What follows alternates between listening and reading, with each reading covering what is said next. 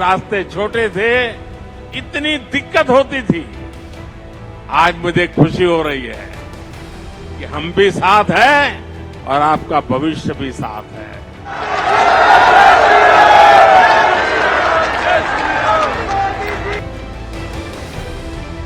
मनोहरलाल जी को उनकी जो तत्परता रही है, मैं आज इसकी भी सराहना करूंगा। हरियाणा के विकास के लिए जिस तरह मनोहरलाल जी दिन रात काम करते रहे हैं, उसने राज्य में आधुनिक इंफ्रास्ट्रक्चर का एक बड़ा नेटवर्क तैयार कर दिया है। और मनोहरलाल जी और मैं बहुत पुराने साथी हैं। दरी पर सोने का जमाना था, तब भी साथ काम करते थे।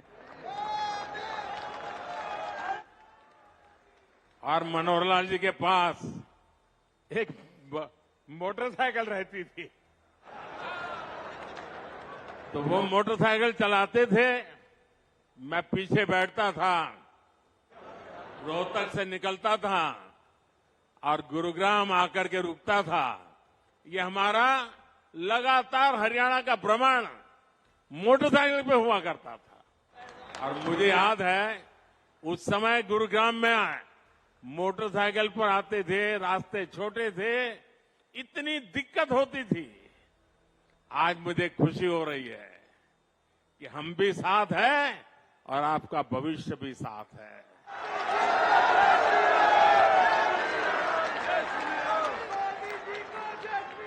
विकसित हरियाणा, विकसित भारत के मूल मंत्र को हरियाणा की राज्य सरकार मनोहर जी के नेतृत्व में निरंतर सशक्त कर रही है। साथियों, 21वीं सदी का भारत बड़े विजन का भारत है। ये बड़े लक्ष्यों का भारत है।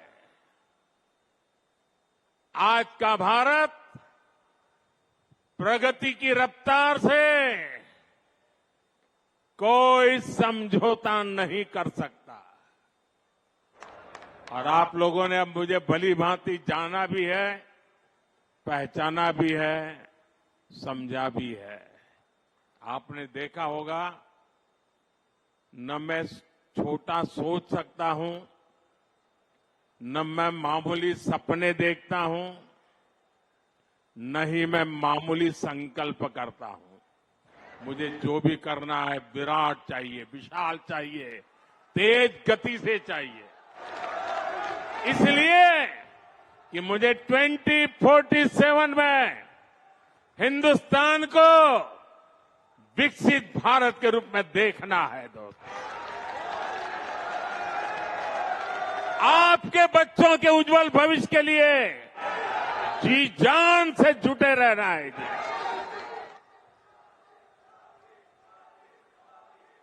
साथियों, इसी रफ्तार को बढ़ाने के लिए हमने दिल्ली एनसीआर में होलिस्टिक विजन के साथ इंफ्रास्ट्रक्चर डेवलपमेंट का काम शुरू किया। हमने बड़े प्रोजेक्ट्स को तय समय सीमा में पूरा करने का टारगेट रखा। ये द्वारका एक्सप्रेसवे हो, पेरिफेरल एक्सप्रेसवे का निर्माण हो, ईस्टर्न पेरिफेरल एक्सप्रेसवे हो, दिल्ली मेरठ एक्सप्रेसवे हो, ऐसे अनेक बड़े प्रोजेक्ट्स हमारी सरकार ने पूरे किए हैं। और कोविड के 2 साल के संकट के बीच देश को इतनी तेजी से हम आगे बढ़ा पाए हैं। दिल्ली एनसीआर में पिछले 10 वर्षों में 230 किलोमीटर से ज्यादा नई मेट्रो लाइनें शुरू हुई है। जेवर में इंटरनेशनल एयरपोर्ट के निर्माण का काम तेज गति से आगे बढ़ रहा है। डीएनडी सोहनास पर जैसी परियोजनाएं भी निर्माण के अंतिम चरण में है। इन परियोजनाओं से यातायात तो आसान होगा ही, साथ ही दिल्ली एनसीआर की प्रदूषण की समस्या में भी कमी आएगी। साथियों, विकसित होते भारत में आधुनिक इंफ्रास्ट्रक्चर का निर्माण और देश में कम होती गरीबी दोनों आपस में जुड़े हुए हैं। जब एक्सप्रेस वे ग्रामीण इलाकों से होकर जाते हैं, जब गांवों को अच्छी सड़कों से जोड़ा जाता है, तो गांव में अनेक नए अवसर लोगों के घर के दरवाजे तक पहुंच जाते हैं। पहले गांव के लोग कोई भी नया अवसर खोजने शहर तक चले जाते थे, लेकिन अब सस्ते डेटा और कनेक्टिविटी के डिजिटल इंफ्रास्ट्रक्चर के कारण गांवों में ही नई संभावनाओं का जन्म हो रहा है। जब अस्पताल, शौचालय, नल से जल और घरों का रिकॉर्ड गति से निर्माण होता है, तो सबसे गरीब को भी देश के विकास का लाभ मिलता है। जब कॉलेज, यूनिवर्सिटी और इंडस्ट्री जैसे इंफ्रास्ट्रक्चर बढ़ते हैं, तो इससे नौजवानों को प्रगति की संभावना अनगिनत अवसर लेकर के आती है। ऐसे ही अनेक प्रयासों के कारण बीते 10 वर्षों में 25 करोड़ लोग गरीबी से बाहर आ सके हैं और लोगों की इसी प्रगति की शक्ति से हम 11वीं बड़ी अर्थव्यवस्था से 5वीं सबसे बड़ी इकोनॉमी बन गए हैं।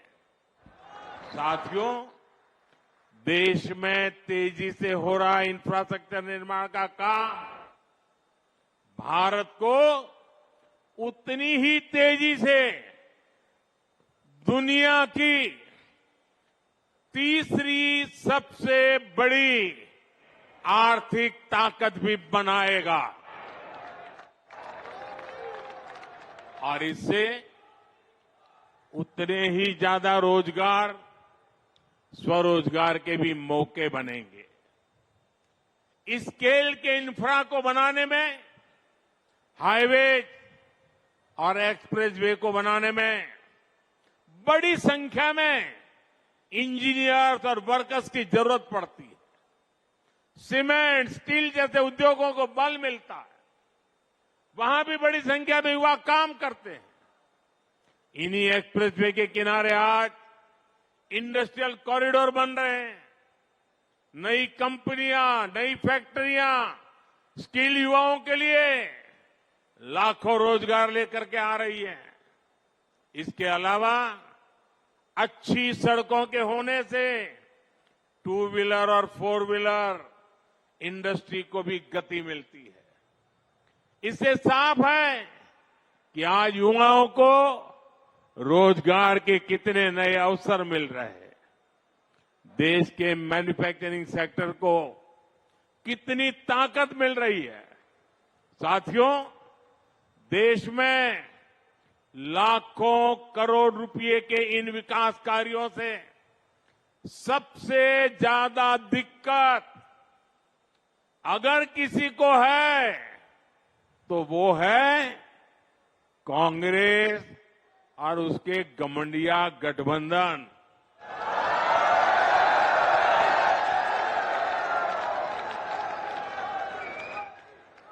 उनकी नींद हराम हो गई है। इतने सारे विकास के काम और वो एक की बात कर रहे हैं तो मोदी 10 और कर देता है। उनको समझ ही नहीं आ रहा है क्या इतनी तेजी से काम भी हो सकते हैं क्या। और इसलिए अब विकास के मुद्दों पर चर्चा करने की उनकी ताकत बची नहीं है। और इसलिए वो लोग कह रहे हैं कि मोदी चुनाव की वजह से लाखों करोड़ रुपयों